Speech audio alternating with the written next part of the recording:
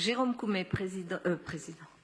Oui, il est président aussi, mais là, c'est en tant que maire d'arrondissement du 13e arrondissement et du groupe Paris en commun.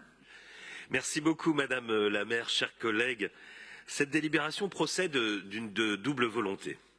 Il répond d'abord à la démarche de la FIFA, la Fédération internationale de football, qui a demandé au lendemain de la mort du célèbre joueur que des stades soient dénommés Pelé dans tous les pays. Mais il résulte aussi de la démarche du Paris 13 Atlético, et c'est évidemment cela qui m'importe, le club résident de Boutroux, qui a échangé avec la mairie pour que ce stade soit rebaptisé ainsi. Chers collègues, il est habituel quand on intervient sur une dénomination de dresser le panégyrique de la personne à qui l'on propose que la ville rende hommage. J'ai souscrit à cet exercice imposé plus souvent qu'à mon tour, mais cette fois je ne le ferai pas. D'abord parce que celui qui est considéré comme le plus grand footballeur de tous les temps, celui que le Comité international olympique a qualifié d'athlète du siècle, est trop universellement illustre pour que mon propos vous apprenne quoi que ce soit que vous ne sachiez déjà. Et puis ensuite, parce qu'en tant que maire du 13e, je n'ai, il faut le reconnaître, aucun titre ni aucune expertise dont je pourrais me prévaloir pour m'exprimer doctement sur celui qui était surnommé le roi Pelé. En revanche, je crois avoir quelques légitimités pour vous parler, brièvement, rassurez-vous, du stade Boutroux, qui est visé dans la délibération, et de son club résident, le Paris 13 Atlético. Le Paris 13 Atlético, c'est d'abord l'histoire d'une bande de copains, des lycéens du 13e, passionnés de foot, qui ont créé il y a plus de 50 ans le football club des Gobelins, devenu ensuite l'Atlético. C'est l'histoire d'une extraordinaire réussite, d'un club qui est devenu, au fil des années, grâce à l'implication de ses fondateurs et à force de travail, le premier club de foot de France en nombre d'adhérents, la première école de formation et dont l'équipe principale s'est hissée, succès après succès, en National 1, la 3e division française, et ce malgré un budget évidemment sans commune mesure avec ceux de ses adversaires. C'est l'histoire d'une passion aussi, et je veux le saluer, de son président actuel Frédéric Pereira, qui met de son temps et de son argent.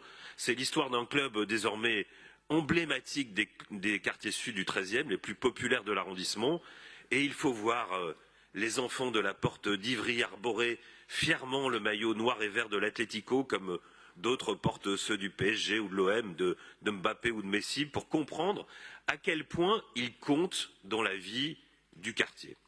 D'aucuns pourraient estimer néanmoins que le nom de Pelé au stade Boutroux n'est guère flatteur pour le grand joueur, tant l'équipement est modeste, coincé entre les cités et le périphérique.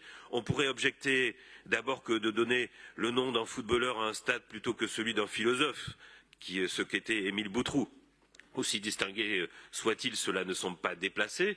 Mais certes, Boutroux n'est pas Macarana, Wembley, le Parc des Princes. Ce n'est pas un de ces temples du football, pour reprendre l'expression tant de fois entendue des commentateurs spécialisés, ou l'un de ces stades climatisés que l'on a construits au cœur du désert pour la dernière Coupe du Monde, à grands frais et dans des conditions que l'on sait. Mais c'est un lieu d'un football authentique, qui n'a rien à voir avec le foot business ou le foot spectacle, celui d'un sport populaire qui élève, qui grandit, où l'on inculque des valeurs qui ne sont pas cotées en bourse, celles de l'effort, du dépassement de soi, du collectif, du vivre ensemble. Alors dénommer Pelé ce stade, ce n'est pas une incongruité, mais bien au contraire revenir à l'essentiel et honorer ce qu'est le football, ce qu'il devrait être. C'est rendre à un dieu du stade, mais aussi à tous ces passionnés, ces éducateurs, ces bénévoles qui donnent de leur temps sans compter, le soir, le week-end, pour que des gamines et des gamins jouent, s'amusent, grandissent et deviennent des hommes et des femmes, parce que oui,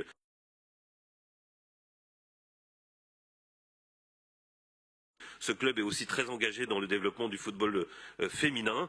Et je vous invite dès aujourd'hui, Madame la maire, à la belle fête populaire que nous organiserons, parce que le 13e aussi sait faire la fête. C'est ça aussi le sport populaire. Merci à vous.